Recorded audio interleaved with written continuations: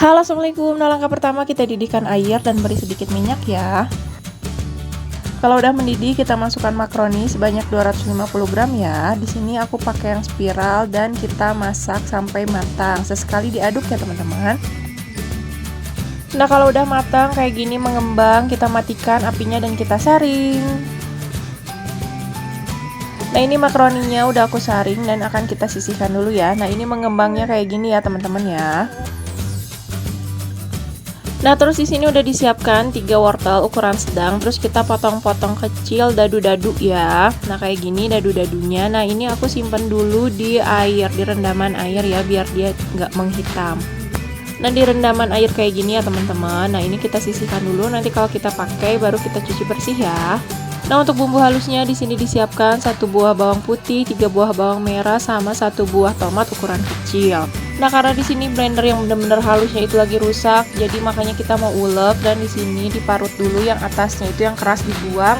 Ini dia hasilnya maksimal ya, maksimal halus. Terus di sini ditambahin juga merica, 1 sendok teh merica dan kita haluskan.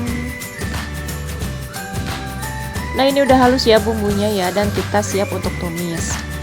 Nah, terus di sini kita panaskan dulu sedikit minyak ya. Kalau misalnya udah panas baru kita tumis. Kita masukkan bumbu halus yang tadi ya teman-teman. Kita tumis sampai dia wangi dan matang.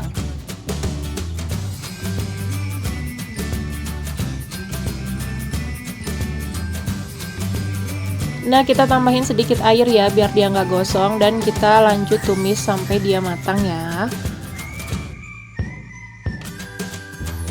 Nah, kalau udah wangi, bumbunya udah matang, terus kita masukin seperempat daging sapi cincang. Untuk bahan-bahannya lengkapnya udah ada di deskripsi box ya. Ini kita masak sampai daging cincangnya berubah warna kayak gini ya teman-teman. Nah, kalau misalnya udah berubah warna kayak gini, terus kita masukkan wortel. Ini wortelnya udah disaring dan udah dicuci bersih ya di air mengalir. Nah, ini dimasak wortelnya sampai dia layu ya. Nah, wortelnya udah layu, terus kita lanjut masukkan makaroninya. Nah, untuk kalian yang baru menemukan channel ini, aku ucapkan selamat datang ya. Kalau kalian sedang mencari resep-resep simple, anti ribet, kalian gak punya banyak waktu, ataupun kalian mager tapi tetap harus masak, semoga channel ini cocok untuk kalian ya. Nah, lanjut terus kita masukin 1 bungkus masako atau roiko rasa sapi dan kita aduk rata lagi. Nah, kalau udah rata terus kita masukin susu 250 ml. Ini boleh pakai susu full cream atau susu bubuk yang diseduh ya. Dan di sini ada penambahan air sebanyak 50 ml air ya. Kalau mau kalian ganti pakai susu jadi totalnya 300 ml juga boleh ya. Dan di sini ditambahkan 6 sendok makan kecap. Dan kita aduk lagi sampai rata. Nah, kalau udah rata dan udah mendidih kayak gini, boleh dimatikan apinya ya. Dan kita akan memasukkan 4 butir telur ayam. Nah, ini posisinya apinya udah mati dan udah gak di kompor ya. Ini kita masukin 4 butir telur dan kita aduk dengan cepat ya teman-teman. Karena kalau masih di atas api nanti dia jadi mateng telurnya. Nah, terus dilanjut kita masukin 80 gram parutan keju dan kita aduk lagi sampai rata ya. Sambil ngaduk ini udah aku panasin juga kukusan ya. Jadi sambil berjalan ini kita panasin kukusan. Nah, aku juga mau ngucapin terima kasih banyak untuk teman-teman yang udah subscribe channel ini ya. Yang belum boleh dibantu subscribe dan dinyalakan loncengnya. Nah, lanjut terus kita pindahkan skutelnya ke dalam wadah tahan panas ya, karena akan kita kukus. Nah, ini untuk wadahnya aku pakai yang diameternya 19 cm, yang bawahnya ada 21 cm, yang atasnya dengan tinggi 4 cm ya. Atau wadah kaca yang tahan panas ya, atau bisa juga pakai wadah kayak gini tapi kecil-kecil yang kayak buat jualan ya. Nah, ini jangan lupa diratakan dan kita tambahkan juga parutan keju 80 gram ya. Nah, jadi di sini untuk penggunaan keju totalnya yang tadi awal diaduk sama ini untuk taburan atasnya totalnya menjadi 160 gram ya, atau 1 blok yang besar itu ya teman-teman. Untuk mereknya kalian bebas mau pakai yang mana aja dan ini kita ratakan ya.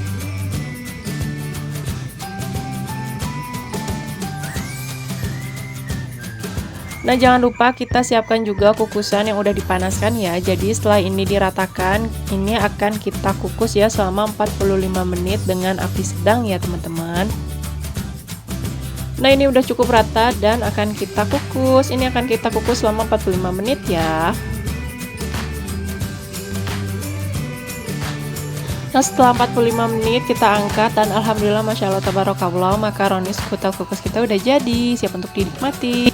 Nah, untuk kalian yang punya oven, ini bisa habis dikukus kayak gini terus dilanjut dipanggang ya di oven atau di toast gitu atasnya biar kejunya jadi kering gitu ya teman-teman. Nah, ini karena aku nggak punya ovennya, jadi ini cukup sampai sini langkahnya, dan ini udah enak banget, super creamy, enak dan gak bikin enak. Apalagi kalau makannya pakai saus tomat kayak gini ya. Makasih banyak yang udah nonton dari awal sampai akhir. Makasih juga yang udah subscribe ya. Yang belum boleh dibantu subscribe-nya. Makasih banyak. Wassalamualaikum.